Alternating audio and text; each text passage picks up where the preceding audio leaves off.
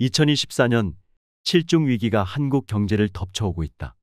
홍종학 경제 스케치북. 2024년 한국 경제는 7중 위기에 직면하고 있다. 하나, 장기적인 성장률 하락에 따른 장기 침체 위기.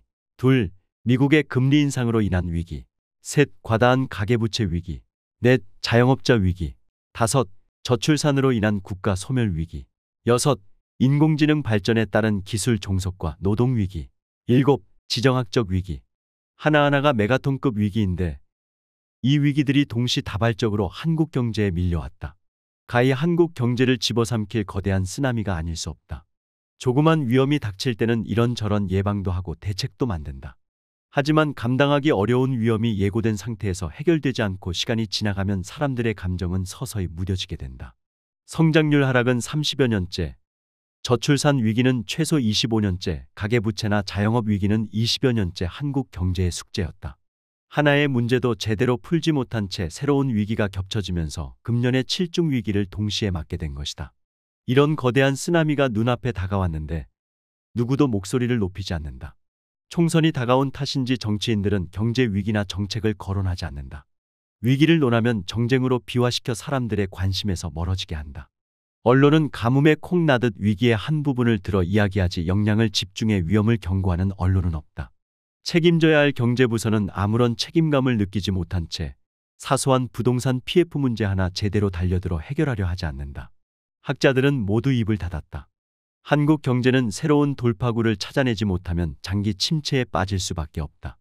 모든 것은 자료와 경제학 이론으로 충분히 예견된 일이다. 그럼에도 달궈지는 냄비 속의 개구리처럼 모두 조용히 있다. 착한 서민들만 고통스런 삶을 이어갈 뿐이다. 하나씩 간단히 따져보자. 첫 번째, 성장률 하락 위기. 한국 경제는 1987년 이후 지속적으로 성장률이 하락해왔고 코로나 이후 작년 성장률은 1.4%, 금년도는 1.8%를 기록할 것으로 예상하고 있다.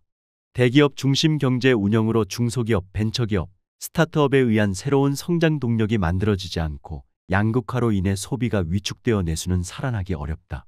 성장률을 높이는 정책이 시급한데 윤석열 정부는 부자 감세와 대기업 중심의 과거 정책을 고집하면서 과거의 추세를 바꾸기는 힘들어 보인다. 두 번째, 미국의 금리 인상. 성장률 하락을 되돌리기 어려운 상황에서 미국은 국내 사정으로 인해 2022년 이후 급속하게 금리를 인상했다. 과거의 사례를 보면 미국이 금리를 인상할 때 미국은 경기 침체를 맞았고 세계 경제는 이런저런 위기를 맞았다. 1997년 한국의 IMF 외환위기 역시 1994년부터 시작된 미국의 금리 인상에서 비롯되었다는 것이 경제학자들의 진단이다. 2000년 닷컴 버블 붕괴, 2008년 글로벌 금융위기가 미국의 금리 인상 때문에 발생했고 이로 인해 일부 국가는 경제 파탄에 이르게 되었다.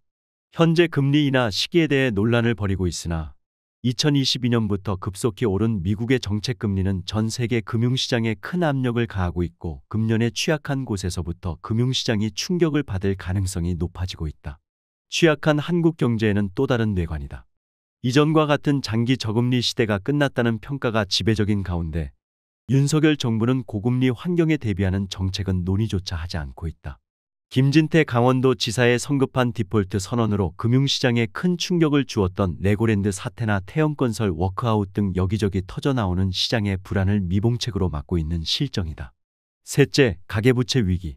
현재 한국의 가계부채는 해결하기 어려운 수준이다. 이렇게 된 데는 잘못된 정부의 정책이 있다. 각 국가들은 위기가 올 때마다 정부 부채를 늘려 서민들의 부담을 줄였다. 그 결과 각국의 정부 부채가 크게 늘었다. 반면 한국의 기재부는 서민 경제의 위기를 고려하지 않은 채 재정권 전성만 중시한 탓에 서민 가계가 모든 부담을 안아야 했다. 그 결과 가계부채가 급증했고 고금리 하에서 소비가 급속히 줄어들었다. 한국 경제의 장기 침체 가능성이 크게 높아진 이유다. 그럼에도 윤석열 정부가 빚내서 집 사라 정책을 편 탓에 잠시 주춤하던 가계부채가 다시 늘었고 가계부채 위기는 더욱 심각해졌다. 금리가 올라가면서 이자 부담이 커진 가계의 소비가 줄어들었는데 윤석열 정부는 정부 지출마저 줄였다. 이 중에 부담으로 한국 경제는 침체가 불가피하게 보인다. 넷째, 자영업 위기. 한국의 자영업자는 전체 경제활동 인구의 20%를 차지한다. 대형마트와 온라인 마트의 성장으로 쪼그라들었던 자영업은 코로나로 더 큰 타격을 입었다. 어쩔 수 없이 빚내서 빚을 갚으며 버텨왔다. 코로나는 끝났지만 가계부채로 인해 소비 여력이 줄자 자영업자들은 절망에 빠졌다. 상황이 이런데도 윤석열 정부는 자영업자의 생명줄이랄 수 있는 지역화폐 예산을 대폭 줄였다. 임대료는 줄지 않고 영업은 부진을 면하지 못하자 내로라 하는 시장까지 빈 상가가 늘어나고 있다. 시장을 방문했던 사람들은 썰렁함을 이기지 못하고 떠나고 있고 다시 방문할 생각은 사라진다. 다섯째, 저출산으로 인한 인구 소멸 위기. 당장 경제가 어렵더라도 인구가 늘어나면 성장률이 높아져 경제는 다시 호황을 누릴 수 있다. 그러나 세계 최저 수준의 출산율을 보이고 있는 한국 경제의 미래가 보일 리 없다. 그럼에도 윤석열 정부는 출산율을 높일 정책은 펴지 않는다. 반대로 여성가족부를 해체하고 복지 예산을 줄여 청년들을 더 절망에 빠지게 한다. 출산율이 조만간 늘기는 어려워 보인다. 여섯째, 인공지능 발전에 따른 기술 종속과 노동 위기.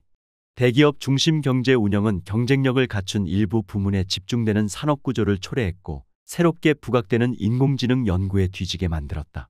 한국 경제는 미국이나 중국의 기술 종속이 될 가능성이 높아졌고 인공지능을 이용한 제품에서 경쟁력이 우려되고 있다. 기술은 종속되어 대기업조차 위기를 맞게 될 가능성이 높고 해외발 인공지능 기술이 보편화되면서 노동의 위기는 심화될 것이다.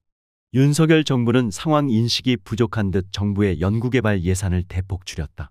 뒤처진 연구를 지원해서 쫓아가게 하기는커녕 신진 연구진들의 연구비를 줄여 미래의 희망조차 잘라버리고 말았다. 한국 경제의 미래를 망치는 정책을 서슴없이 펼치는 정부로 인해 한국 경제의 미래는 더 어두워 보인다.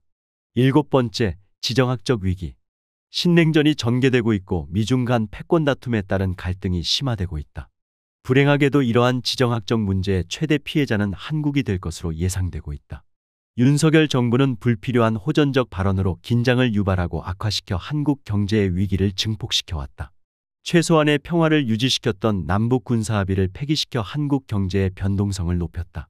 칠중의 위기를 맞아 고통에 신음하는 서민 경제를 지원하기보다는 낡은 정책으로 사태를 악화시키는 윤석열 정부의 초현실적 무능이야말로 한국 경제 최고의 위기 원인일지도 모른다.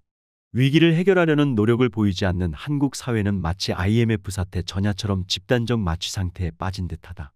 의식이 있다면 현실을 직시하고 해결책을 모색해야 한다. 정치인과 경제관료, 언론과 경제학자들이 그 책임을 져야 한다.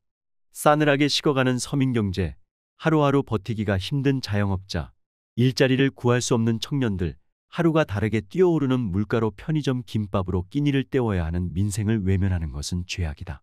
한국 경제를 집어삼킬 쓰나미가 다가오는데 너무나 편안한 2024년 벽도 한국 사회의 모습이 초현실적이다.